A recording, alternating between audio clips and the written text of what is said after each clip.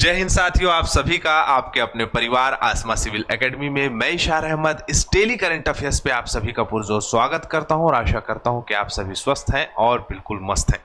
मेरे प्रिय साथियों, आज हम पढ़ेंगे 13 मार्च के इंपॉर्टेंट करंट अफेयर्स जो कि हमारे एग्जाम के लिए बहुत ही इंपॉर्टेंट है। तो वीडियो में शुरू से अंत तक बने रहें और अगर चैनल में नए हैं तो चैनल को सब्सक्राइब कर लें और पहले से अगर इस चैनल में है तो मेरे प्रिय साथियों इस वीडियो को शेयर जरूर करिएगा।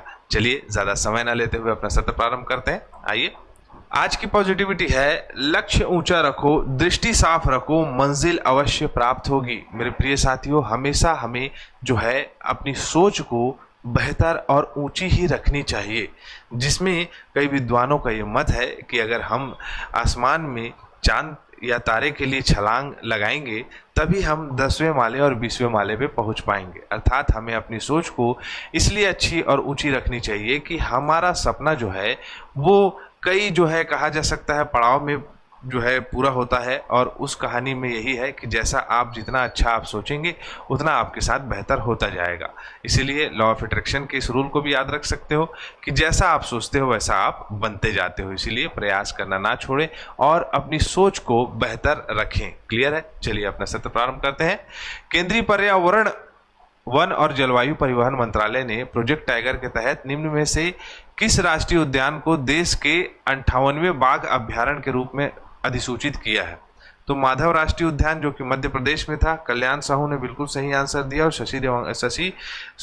रोशनी देवांगन ने भी बिल्कुल सही जवाब दिया है।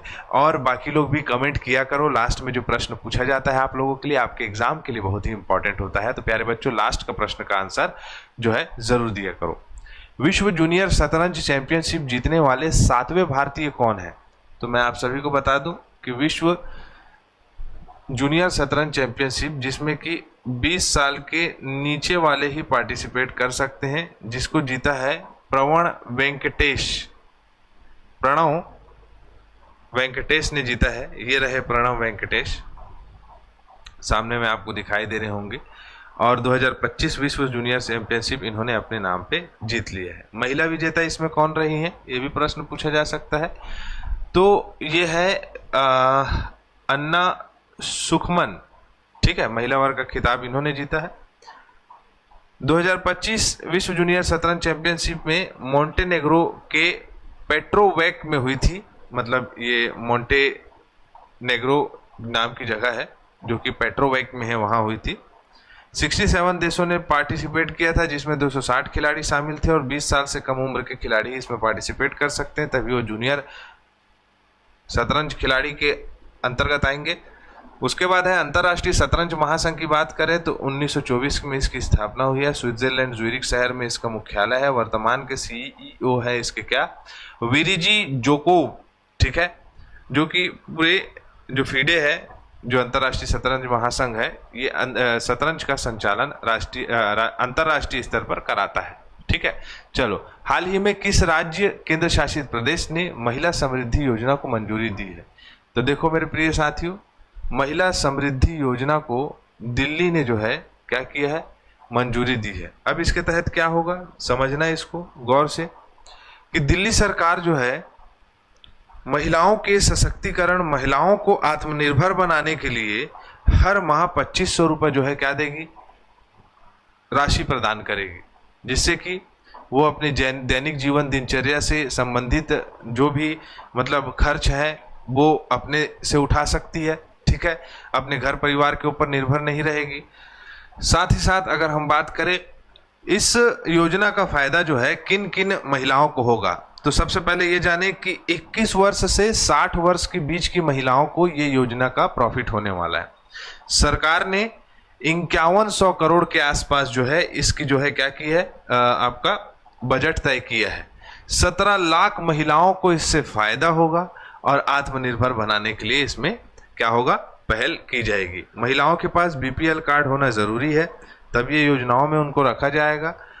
इस योजना में महिलाओं को वित्तीय सुरक्षा मिलेगी और वे खुद में आत्मनिर्भर और सक्षम बने रहेंगी। ठीक है, चले आगे।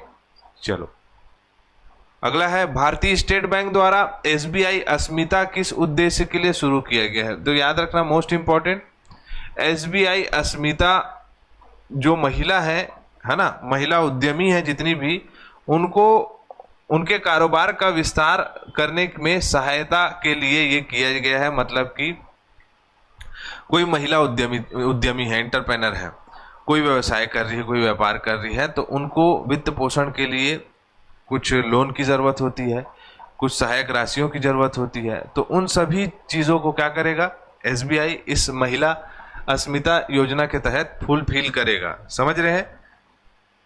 जिसमें अगर हम देखें तो ब्याज दर जो है वो न्यूनतम रहेगी, है ना, और इसमें जो है आपका जितने भी कारोबारी महिलाएं रहेंगी उनको छूट दी जाएगी। ठीक है, जैसे यह डिजिटल और संपार्श्विक मुक्त ईएमआई एसएमई ऋण उत्पाद है, मतलब ऋण प्रोवाइड करने के लिए बनाया गया है। योजना महिला उद्यमियों को प्रोत्साहित करने और व्यवसायियों को बढ़ावा देने में मदद करती है।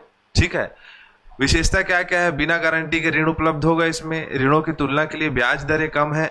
एसबीआई अस्मिता के माध्यम से यूजर जीएसटी जो होता है, GST in bank statement, credit information company, ये सब चीज़ दे के जो है क्या कर सकते हैं, वेरीफाई करवा सकते हैं और लोन ले सकते हैं, है ना। एसबीआई द्वारा नारी शक्ति आपका प्लेटिनम डेबिट कार्ड बनाया जा रहा है इसी के उपलक्ष्य में, जो कि प्रॉपर रिसाइकलिंग, पूरे जो आपका देश से जो प्लास्टिक रिसाइकल के लिए आता है उससे जो है ये बना है ये कार्ड, है ना। तो ये बहुत महत्वपूर्ण चीज़ है। स्टेट बैंक की बात करें तो 1806 में बैंक ऑफ कलकत्ता के रूप में इसकी स्थापना हुई थी। राष्ट्रीयकरण 1955 में हुआ है भारतीय स्टेट बैंक के नाम से। मुंबई महाराष्ट्र में इसका क्या है, तो आपका मुख्यालय है। क्लियर?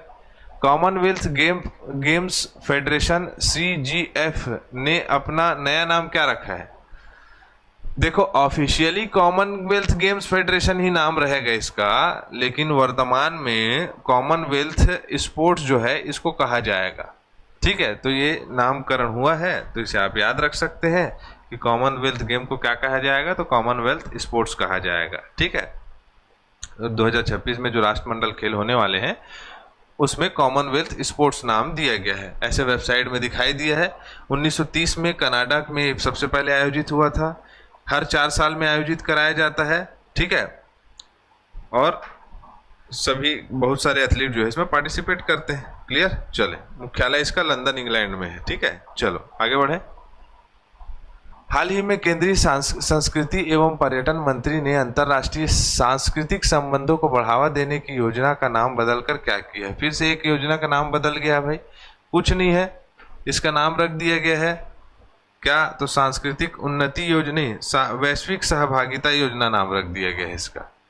ठीक है, वैश्विक सहभागिता योजना। अब अंतर्राष्ट्रीय सांस्कृतिक संबंधों को बढ़ावा देना मतलब क्या है, कला संस्कृति का प्रदर्शन करना, जिसमें नृत्य है, गायन है और आपका बहुत सारे कल्चरल प्रोग्राम है, संगीत है, रंगमंच है, लोक परंपराएं है, प्रदर्शनी कलाएं है, ये सब चीज़ों का क्या होता है, प्रोग्राम आयोजित कराया जाता है। किसमें, तो आपका क्या नाम बताया मैंने आपको, अंतर्राष्ट्रीय सांस्कृतिक संबंधों को बढ़ावा देने की योजना को।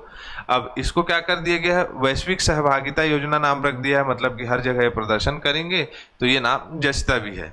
ठीक है, इसके अंतर्गत हम बात करें तो 3 घटक है, भारत महोत्सव है, भारत विदेश मैत्री सांस्कृतिक सामाजिक योजना सहायता है इसके अंतर्गत, और अंशदान अनुदान है। अंशदान अनुदान के अंतर्गत वैश्विक स्तर पर जो भी बड़ी प्रमुख संस्थाएं हैं, जैसे यूनेस्को है, विश्व विरासत निधि है, ये संगठनों के द्वारा क्या है, सदस्यता प्राप्त करना और इनसे फंडिंग प्रोवाइड कराना और जो है सारी चीज़ों का क्रियान्वयन करना इसका मुख्य उद्देश्य है। खैर, जब बस नाम याद रखेंगे तो काम चल जाएगा। भारत की पहली हाइड्रोजन ट्रेन बन गई है भाई। हाइड्रोजन ट्रेन कहाँ से कहाँ तक चल रही है, तो हरियाणा के जिंद से सोनीपत तक के ये चलेगी। ठीक है, भारत की पहली हाइड्रोजन ट्रेन अब जो है चलेगी भारत में।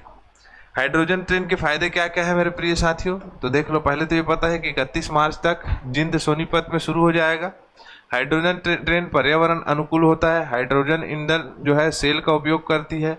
ट्रेन केवल पानी और गर्मी जैसे उत्पाद उत्पन्न करती है, उससे ज़्यादा नहीं। कार्बन उत्सर्जन, ध्वनि प्रदूषण की कमी आती है, कम होता है इससे। 110 किलोमीटर प्रति घंटे की रफ्तार से चल सकती है। 2638 इसमें आपका क्या है, यात्री क्षमता हो सकती है। 1200 HP पावर का क्या है इसका इंजन की क्षमता है। शून्य कार्बन उत्सर्जन, ऊर्जा दक्षता अच्छी होना, लागत बचत और कम शोर मचाना। तो ये जो है ट्रेन में शोर वगैरह कम होगा, इत्मीनान से चलेगी। भारत सरकार में कुछ समय में जो है आपका हाइड्रोजन ट्रेन ही चलने वाला है, देख लेना। हमारे जो जनरेशन आएगा हमारे बाद वो देखेगा पूरी तरह से हाइड्रोजन ट्रेनें। सिद्धांत बंठिया और अलेक्जेंडर डोस्की ने रवांडा में चैलेंजर 2025 टेनिस टूर्नामेंट का युगल का खिताब जीता है। डॉक्टर जयश्री वेंकटेशन जी को जो है वेटलैंड वाइज यूज श्रेणी में प्रतिष्ठित पुरस्कार प्रदान किया गया है। Nitin Kamat EY entrepreneur of the year 2024 India पुरस्कार से सम्मानित किया गया है। खंजर नाम का युद्ध अभ्यास हो रहा है किर्गिस्तान और भारत के बीच में, 12वां संस्करण है। हाल ही में किसे भारत की पहली महिला विधि सचिव नियुक्त किया गया है, बताओ फटाक से, बहुत इंपॉर्टेंट क्वेश्चन है। हमारा सत्र यहीं कंप्लीट होता है, मैं इसी के साथ इजाजत चाहूंगा। जय हिंद, जय भारत।